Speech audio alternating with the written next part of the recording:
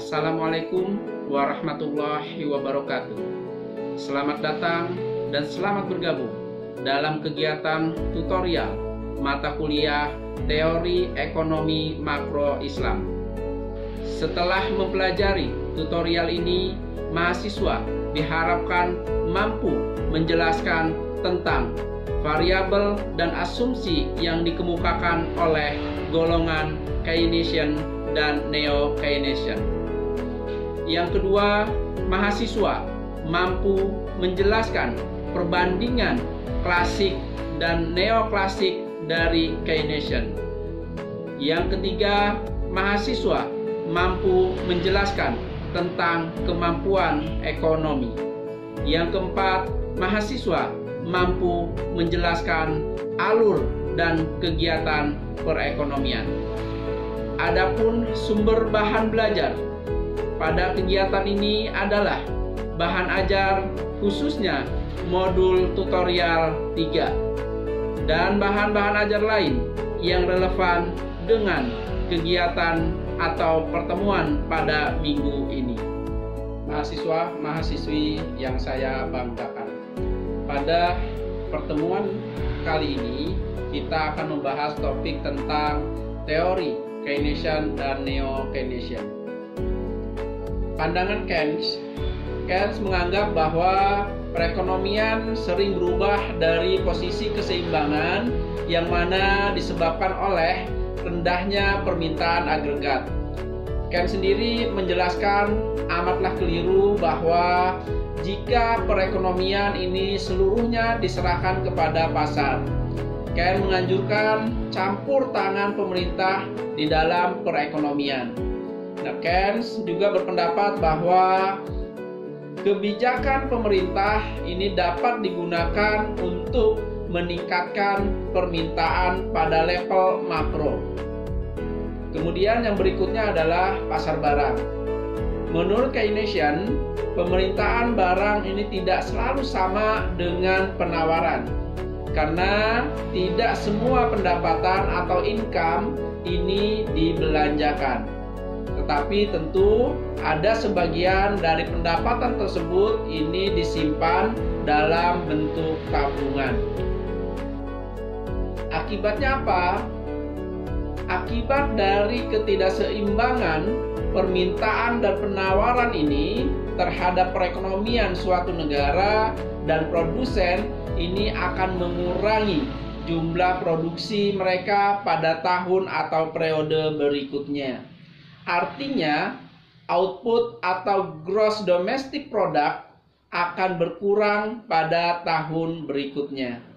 Nah, bila output berkurang, maka dampaknya tentu akan sangat serius terhadap variabel makro karena pendapatan, lapangan pekerjaan, konsumsi, investasi, dan seterusnya ini akan menurun. Adapun pasar uang, pasar uang adalah pertemuan antara permintaan uang dan penawaran uang.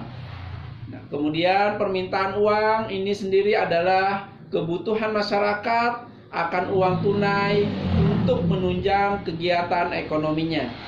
Sementara penawaran uang ini adalah uang yang disediakan oleh pemerintah atau bank-bank, yaitu seluruh uang kartal dan uang giral yang beredar.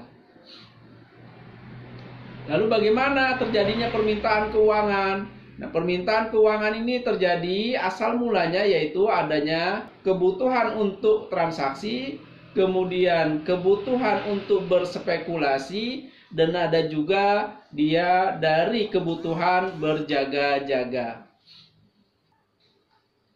Kemudian pengangguran menurut Keynes, di mana Keynes membagi pengangguran menjadi 3. Yang pertama adalah pengangguran friksional, yaitu pengangguran yang terjadi karena kesulitan temporer, yaitu mempertemukan pekerja dan pemberi kerja.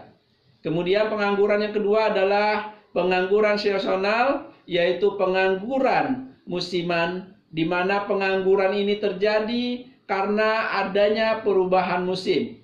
Misalnya saja seorang petani, dia hanya akan bekerja pada saat musim tanam dan musim panen. Setelah musim tanam dan musim panen selesai, maka petani tersebut akan menganggur. Nah, ini yang disebabkan dengan pengangguran musiman. Nah, kemudian yang ketiga adalah pengangguran institusional, di mana pengangguran institusional ini terjadi karena adanya investasi dari pasar tenaga kerja yang memicu timbulnya pengangguran. Misalnya tentu terkait dengan kebijakan pemerintah menaikkan tarif harga pajak atau harga bahan bakar minyak sehingga akan berdampak pada pengangguran. Adapun perpotongan Keynesian, yang pertama adalah pengeluaran yang direncanakan. Nah, pengeluaran aktual ini adalah jumlah uang yang dikeluarkan oleh rumah tangga, yang dikeluarkan oleh perusahaan dan pemerintah atas barang dan jasa, yang tentu nilainya sama dengan produk domestik bruto. Yang kedua, perekonomian dalam keseimbangan.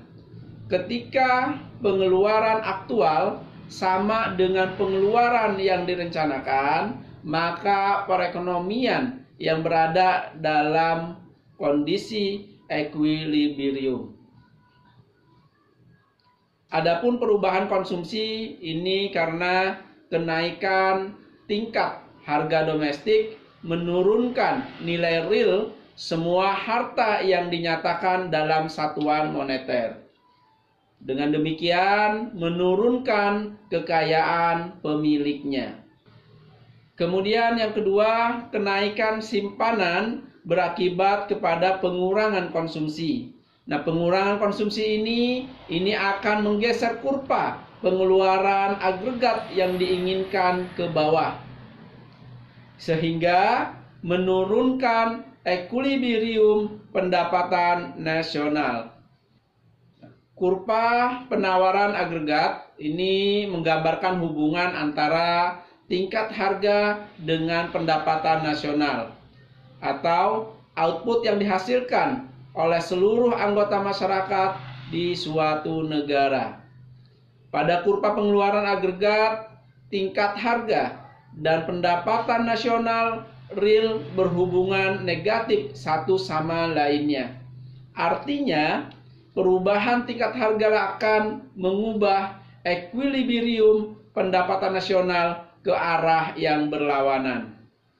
Mahasiswa-mahasiswi yang berbahagia, demikianlah pembahasan topik terkait teori Keynesian dan teori Neo-Keynesian. Semoga bermanfaat, selamat belajar, dan semoga Anda sukses. Terima kasih. Wassalamualaikum warahmatullahi wabarakatuh.